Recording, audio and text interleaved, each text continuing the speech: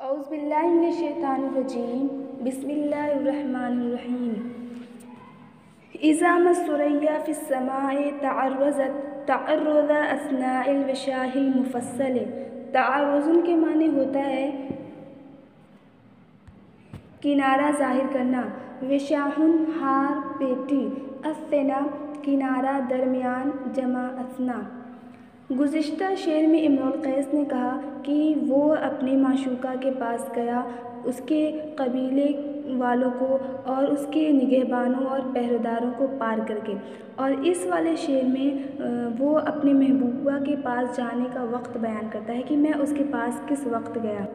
کہتا ہے کہ میں اس کے پاس اس وقت گیا جب کہ ثریا ستارہ آسمان میں اپنے کنارے ظاہر کر رہے تھے۔ ثریا ستارہ آسمان میں ظاہر ہو رہے تھے اور اس کو تشبیہ دی جیسے کہ موتی کی لڑیں ہوں کنیز کے سینے کے درمیان، اور وہ لڑیں کیسی ہوں جن میں سونے اور چاندی سے فصل کیا گیا ہو، جن کے درمیان سونے اور چاندی سے فصل کیا گیا ہو۔ اس شعر میں شاعر اپنی معشوقہ کے پاس آدھی رات کے وقت پہنچنے کا ذکر کرتا ہے کہ میں اس کے پاس آدھی رات کو پہنچا جبکہ ثریا ستارہ آسمان میں تھا، اور یہ غالباً 3 بجے کا وقت ہوتا ہے جب ثریا ستارہ نکلتا ہے۔ ثریا ستارہ ایسے ستارے ہیں، ستاروں کے مجموعے ہیں جو کہ سب سے آخر میں نکلتے ہیں اور سب سے پہلے ہی وہ چلے جاتے ہیں، غائب ہو جاتے ہیں۔ کہا کہ میں اس کے پاس اپنے محبوبہ کے پاس اس وقت گیا جب کہ آسمان میں ثریا ستارہ تعرضت اپنے کنارے ظاہر کر رہا تھا یا ایسے ظاہر ہو رہے تھے۔ تعرض اثناء الوشاح المفصل، جیسے کہ وشاح یعنی ہار، موتی، ہار کے مالے کی لڑیں ہوں، اثنا درمیان یعنی کنیز کے سینے کے درمیان میں، اور وہ لڑیں وہ موتی کے ہار کیسے ہوں، المفصل یعنی ان کے درمیان میں سونے اور چاندی سے فصل کیا گیا ہو۔ فجئت وقد نزت لصوم ثيابها لدى الستر الا لبسة المتفضل۔ نزہ کے معنی ہوتا ہے اتارنا، یہ بات نصرہ سے ہے، اور نوم یعنی سونا یہ مصدر ہے نام کا، ستر پردہ۔ فجئت شاعر کہتا ہے کہ فجئت میں گیا، میں اس کے پاس گیا، وقد نزت لنوم ثيابها اس حال میں کہ، واو حالیہ ہے، اس حال میں کہ وہ یعنی میری معشوقہ وہ سونے کے لیے اپنے کپڑے اتار چکی تھی، لدى الستر پردے کے پاس، الا لبسة المتفضل سوائے فاضل کپڑے کے، متفضل کپڑے کے۔ کہتا ہے کہ فجئت وقد نزت لنوم ثيابها لدى الستر الا لبسة المتفضل، کہ میں اپنی معشوقہ کے پاس گیا اس حال میں کہ وہ سونے کے لیے اپنے کپڑے پردے کے پاس اتار چکی تھی سوائے فاضل کپڑے کے۔ فقالت یمین اللہ ما لک حیلۃ وما ان اری عنک الغوایۃ تنجل۔ الحیلۃ بہانہ، دلیل، الغوایۃ انتہا درجے کی گمراہی، انجلا کے معنی کھل جانا، الگ ہو جانا۔ فقالت پس اس نے کہا، یعنی عنیزہ نے امرؤ القیس کو دیکھ کر کہا، یمین اللہ بخدا ما لک حیلۃ تیرے پاس کوئی بہانہ نہیں، تیرے راہ میں کوئی بھی بہانہ حائل نہیں ہو سکتا، تیرے پاس کوئی بھی حیلہ نہیں۔ وما ان اری عنک الغوایۃ تنجلی، اور میرا خیال ہے کہ تجھ سے یہ گمراہی یعنی عورتوں کے سلسلے میں تیرا اس طرح بے قرار رہنا، عورتوں کی محبت، تیری یہ گمراہی یہ تم سے دور ہوگی۔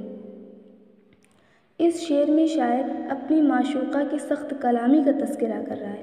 وہ کتنی سخت کلامی کے ساتھ اس نے اس سے بات کی جب اس نے اس کو دیکھا۔ یمین اللہ سے پہلے اقسم، یمین اللہ، اقسم محذوف ہو سکتا ہے، یا پھر قسمی یمین اللہ، اور یہاں پہ وما ان اری میں جو ان ہے وہ زائد ہے۔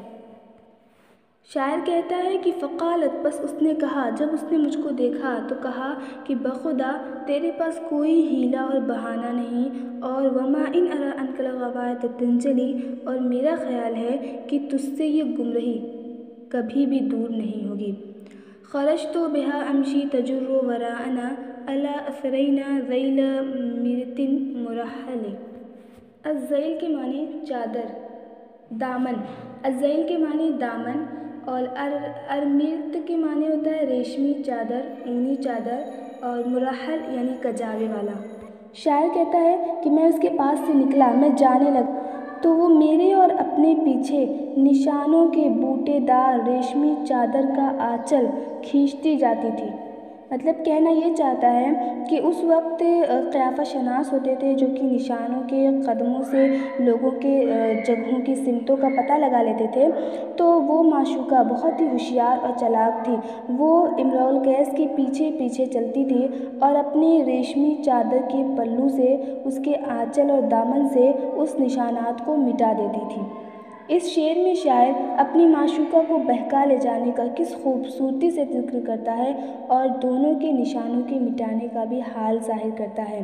کہتا ہے کہ خرجت بہا، کہ میں وہاں سے نکلا یا میں اس کو لے کر نکلا، امشی میں چل رہا تھا، تجر وراءنا اور وہ ہمارے پیچھے یعنی میرے اور اپنے پیچھے، الا اثرینا ہمارے پیچھے، ذیل مرت مرحل کجاوے کے نشانوں والی، کجاوے کی سے منقش ایسی چادر جس میں کجاوے کی کچھ نقوش ہوں، کجاوے کے سے منقش ریشمی چادر کے دامن کو تجر کھینچ رہی تھی تاکہ نشانات کو مٹا دے۔ کہتا ہے کہ اذا ما الثریا فی السماء تعرضت تعرض اثناء الوشاح المفصل، کہ جب آسمان میں ثریا ستارہ اپنے کنارے کو ظاہر کر رہا تھا، کیسے؟ جیسے کہ ہار کے لڑے ہوں کنیز کے سینے کے درمیان میں، اور وہ ہار کیسے ہوں جن میں سونے اور چاندی سے فصل کیا گیا ہو۔ فجئت وقد نزت لنوم ثيابها لدى الستر الا لبسة المتفضل، بس میں اس کے پاس آیا اس حال میں کہ وہ سونے کے لیے اپنے کپڑے پردے کے پاس اتار چکی تھی سوائے فاضل کپڑے کے۔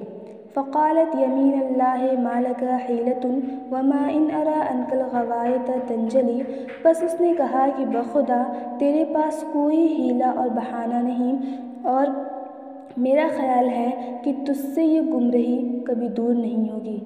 خرجت بها امشی تجر وراءنا الا اثرینا ذیل مرت مرحل، میں اس کو لے کر چلا، میں چل رہا تھا اور وہ ہمارے قدموں کے نشانات پر ہمارے پیچھے کجاوے سے منقش ریشمی چادر کے دامن کو کھینچ رہی تھی۔